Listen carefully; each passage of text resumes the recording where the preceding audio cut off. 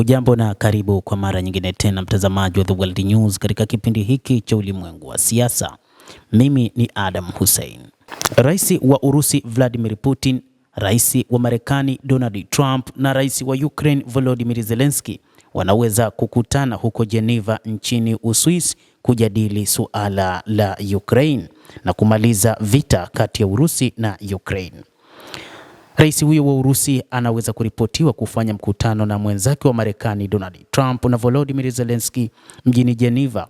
Hii ni kwa mujibu wa mjumbe maalum wa rais wa Marekani kwa Ukraine Keith Kellogg, ambaye amesema wakati wa mahojiano na Fox News. Maalum wa rais wa Marekani amesema kwamba moja kati ya mipango ambayo wakati huu inaendelea ni pamoja na kualika viongozi hao watatu ambapo watakutana kwa ajili ya kujadili suala la vita huko nchini Ukraine na namna ya kulimaliza.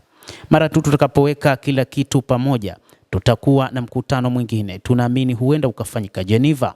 Kwa hiyo Geneva inaweza kuwa kituo kinachofuata ambapo viongozi wakuu wote watatu, Rais wa Urusi Vladimir Putin, Rais Zelensky pamoja na Donald Trump, rais wa Marekani, kukutana ili kufikia makubaliano. Hii ni kwa mujibu wa mwakilishi huyo wa White House ambaye amesema. Kellogg aliongeza kuwa Marekani pia inaunga mkono Vatican kama mahali panapowezekana kwa mazungumzo, licha ya kwamba Urusi kupitia Sergei Lavrov alisema kwamba Vatican si eneo salama na si eneo zuri kwa ajili ya mazungumzo kati ya viongozi hao. Marekani imepokea orodha ya masharti kutoka Kiev na sasa lazima ipate mmoja kutoka Moscow.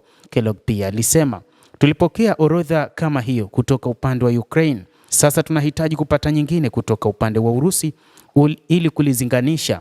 Mara tu tutakapofanya hivyo, mkutano mpya utahitajika, alisema. Hapo awali Kellogg alisema kuwa Washington na washirika wake lazima waendelee kuishinikiza Moscow kufikia amani nchini Ukraine. Akasisitiza zaidi kwamba Trump ndiye pekee mwenye uwezo wa kupata maelewano na Urusi. Mtazamaji wa The World News, sasa mipango ya mazungumzo kati ya rais wa Urusi Vladimir Putin na viongozi wengine, kwa maana rais wa Ukraine Volodymyr Zelensky na rais wa Marekani bwana Donald Trump, huenda wakakutana kwa ajili ya kuzungumza suala la namna ya kupata amani, ya kuweza kurekebisha tofauti kati ya Urusi na Ukraine na kuhakikisha amani inatawala katika eneo hilo la Ulaya Mashariki. Ikumbukwe Urusi na Ukraine zilianzisha mapambano kuanzia Februari mwaka 2022 na hii ilikuja kusababisha mapambano makali ambayo yalizidi na hatimaye kuwa vita kamili ambavyo mataifa magharibi yaliingilia kati.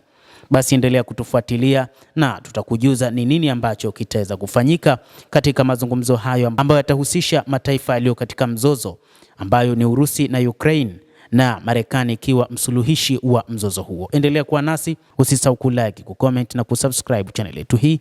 Naitwa Adam Hussein, endelea kuwa nasi wakati wote.